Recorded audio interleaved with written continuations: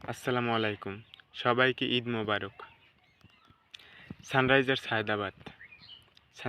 হায়দ্রাবাদ যাদের batting display দেখার জন্য আমরা সবাই উন্মুখ হয়ে থাকতাম। তারা গত বছর প্রায় প্রত্যেকটি ম্যাচেই তারা 200, 250 এবং 300-র কাছাকাছি রান করত।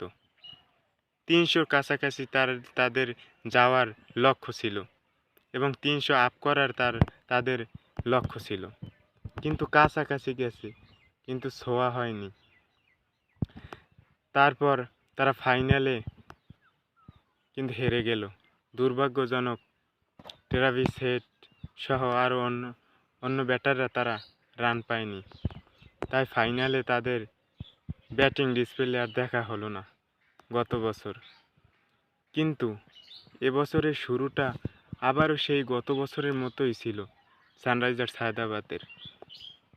আমরা ভাবছিলাম যে এবছর 300 রানের তাদের টার্গেটটা সফল হবে খুব দ্রুত কয়েকটি ম্যাচের মধ্যেই তারা এই লক্ষ্যে পৌঁছাবে। কিন্তু তারা প্রথম ম্যাচ খুব দুর্দান্তই শুরু করেছে। গত বছরের মতো মনে হয়েছিল যে গত বছর যেখান থেকে শেষ করেছে আর এবছর সেখান থেকেই যেন শুরু করেছে। কিন্তু টানা 2 ম্যাচে 2 হার, এবং সেটা খুবই লো স্কোরিং ম্যাচ হয়েছে সানরাইজার্স হায়দ্রাবাদের, যেটা সবাই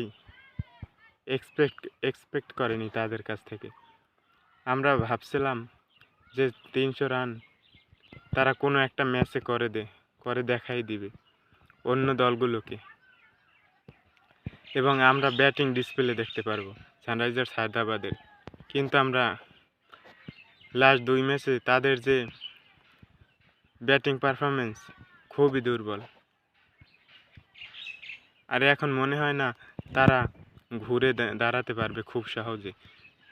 তাদের ঘুরে দাঁড়াতে হয়তো 2-1টা ম্যাচ অবশ্যই লাগতে পারে, কারণ তাদের উপর প্রেশার এসেছে।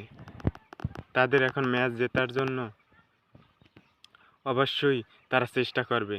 তাই ধৈর্য নিয়েই এখন ব্যাটিং করবে তারা অবশ্যই। কারণ তাদের ফর্মে ফেরা খুবই গুরুত্বপূর্ণ। আশা করি তারা খুব দ্রুতই ফর্মে ফিরবে, ব্যাটিংয়েরা ফর্মে ফিরবে এবং আমরা ঝলমল ব্যাটিং ডিসপ্লে দেখতে পারবো।